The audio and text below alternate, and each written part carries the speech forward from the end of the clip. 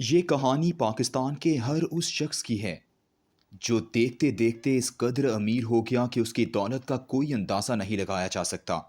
یہ کوئی سیاست دان بھی ہو سکتا ہے اور کاروباری شخصیت بھی، لیکن کہانی بیان کرنے والے نے اپنے اس ناول میں ان تمام حربوں اور شاطرانہ چالوں کو ایک ترتیب سے بیان کر دیا جو کسی بھی ایشیائی ملک میں امیر ہونے کے لیے کارآمد ہو سکتی ہیں۔ محسن حامد کے اس ناول کا نام ہے how to get filthy rich in rising Asia, ابھرتے ایشیا میں کیسے غلیظ حد تک امیر بن سکتے ہیں۔ ایک کشمیری نژاد پنجابی گھرانے میں پیدا ہونے والے محسن حامد کی عمر کا بیشتر حصہ امریکہ اور برطانیہ میں گزرا۔ وہ برطانوی پاکستان ہے جو خود کو مخلوط النسل مونگرل پکارتا ہے۔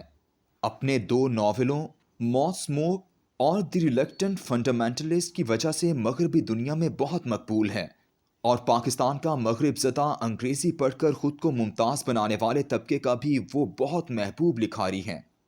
اپنی تحریروں کے بارے میں اس کا اپنا تبصرہ ہی بہت خوب ہے۔ اس نے کہا، ایک ناول دراصل ایک منقسم انسان کی اپنے آپ سے گفتگو ہوتی ہے۔ خوبصورت نثر لکھتا ہے، کہانی کی بند، کرداروں کی تخلیق اور سب سے بڑھ کر اختراع، اوریجنلٹی اس کے ناولوں کا خاصہ ہے۔ اس کے نظریات سے اختلاف کیا جا سکتا ہے، لیکن اس کی تخلیقی صلاحیت کا انکار ممکن نہیں۔ یہ ناول ابھرتے ایشیا میں کیسے غلیظ حد تک امیر بن سکتے ہیں، یوں لگتا ہے میرے ملک کے اس طبقے کی کہانی ہے جس کے قبضے میں اس ملک کی سیاست، حکومت، عدالت، مذہبی قیادت، تعلیمی نظام، غرض سب کچھ آ چکا ہے۔ ناول کی کہانی کی تکنیک دوسرے شخص کی داستان بیان کرنے، سیکنڈ پرسن نریشن والی ہے، جس میں مصنف تم یا تو کا صیغہ استعمال کرتے ہوئے کہانی سناتا ہے۔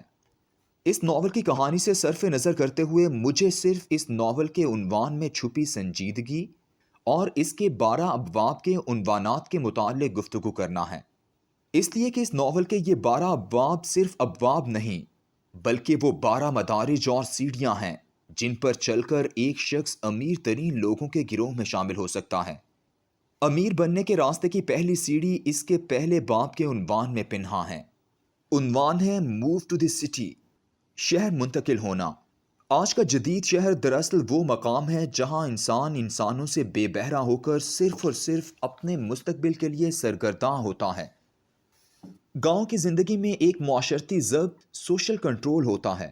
آپ وہاں کوئی ایسا دھندا نہیں کر سکتے جو گاؤں والوں کی تباہی و بربادی کا باعث ہو، لیکن شہر میں منشیات سے لے کر اغوا برائے تاوان اور ملاوٹ کے کاروبار تک ہر چیز بآسانی ممکن ہے۔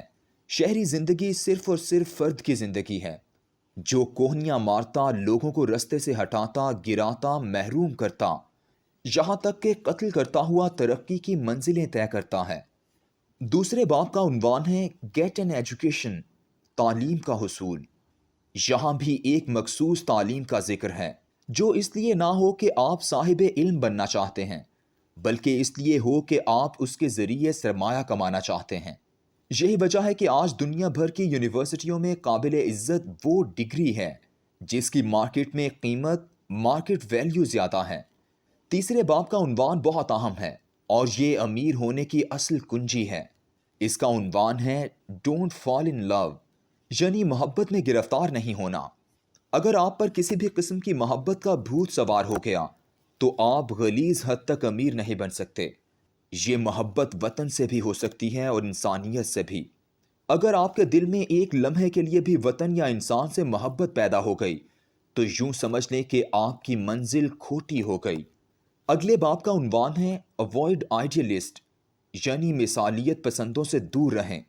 وہ لوگ جو اپنے خوابوں میں ایک ایسی دنیا آباد رکھتے ہیں جس میں ظلم و زیادتی نہ ہو، ہر کسی کی عزت و تکریم ہو، سب کو ان کی محنت کا معاوضہ ملے، اخلاقی اصولوں کی برتری ہو، اس طرح کے خوابوں میں رہنے والوں سے پرہیز بہت ضروری ہے، ورنہ یہ آپ کو راستے سے بھٹکا دیں گے۔ پانچویں باب کا عنوان ہے لرن فرام ماسٹر، یعنی کسی گرو یا استاد سے سیکھو۔ جب آپ میں پہلی والی دو خصوصیات پیدا ہو جائیں تو پھر آپ کے سامنے منزل واضح ہو جائے گی۔ ایسے میں آپ کو کسی ایسے تجربہ کار شخص کی رہنمائی میں آ جانا چاہیے جو تمام اخلاقی اصولوں کو بالائے طاق رکھ کر ناپاک حد تک امیر بن چکا ہو۔ اس کی رہنمائی میں آپ کی شخصیت میں جو نکھار آئے گا اس کا نتیجہ اگلے باب کے عنوان ورک فار یور سیلف، صرف اپنے لیے کام کرو میں نظر آتا ہے۔ یعنی اگر آپ خیرات بھی کرو تو اس کے پس پردہ بھی آپ ہی کی ذات کا فائدہ چھپا ہوا ہونا چاہیے۔ بے غرضی یا دوسروں کے لیے زندگی وقف کرنا امارت کے راستے کی سب سے بڑی رکاوٹ ہے۔ اب چونکہ آپ امارت کے سفر کے راہی بن چکے ہیں تو پھر آپ کو امیر بننے کے راستے میں بہت سے ہتھیاروں کو بھی استعمال کرنا پڑے گا۔ 7ویں باب کا عنوان ان ہتھیاروں کے استعمال سے متعلق ہے۔ Be prepared to use violence, تشدد کے استعمال کے لیے خود کو تیار رکھو۔ اس عنوان میں ایک درس چھپا ہوا ہے کہ آپ کو اپنے مخالفین کو کچلنا ہوگا، انہیں ترقی سے روکنا ہوگا۔ نہ صرف مخالفین بلکہ اگر ایک عام آدمی بھی آپ کے راستے کی رکاوٹ بننے لگے تو اس کو روکنے کے لیے تشدد سے بھی کبھی ہاتھ مت روکنا، بلکہ تشدد کو اپنی کامیابی کے لیے اشد ضروری خیال کرنا۔ تشدد کا استعمال کرتے ہوئے آپ گرداب میں آ سکتے ہیں، آپ پر مقدمات بھی بن سکتے ہیں۔ ان سب سے بچ نکلنے اور جرم کے چھینٹے دامن پر پڑنے سے روکنے کے لیے جو گر ہے اس کا راز 8ویں باب کے عنوان بی فرینڈ اے بیوروکریٹ، کسی بیوروکریٹ کی رفاقت، دوستی اور ساتھ بہت ضروری ہے میں پوشیدہ ہے۔